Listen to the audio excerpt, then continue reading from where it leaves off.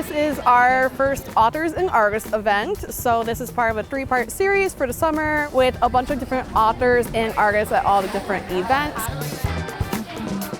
Hi, I'm Marisa. I am a local author. I wrote a book, Happy Hands, and The Wish for Words. So I'm Tatia Herndon. I'm here with poetry books and children's books. My name is Terrence Cover, and I do action figure photography.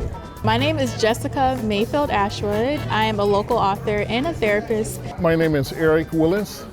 I'm a genealogist and a historian of African American history. I am a behavior analyst, and that inspired me to write my books about kids with autism and kind of helping to bridge the gap between neurotypical kids and neurodivergent kids. The poetry books are like young adults poetry books. They're enlightenment books to empower young Black women and girls of color. This children's book is about the butterfly effect, so how everything you do impacts something or someone else. And then this one is just a bedtime story.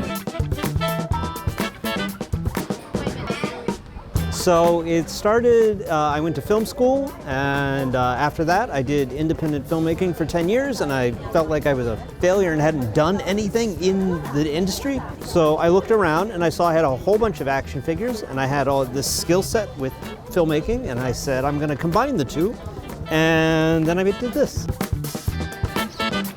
It's based on my cousin, who I discovered was a classical pianist, a jazz pianist, and he played lounge music.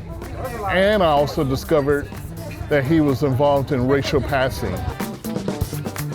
And what I have here is Ruby Loses Focus, which is a book about introducing the concept of ADHD and how to handle it, how to get help in school.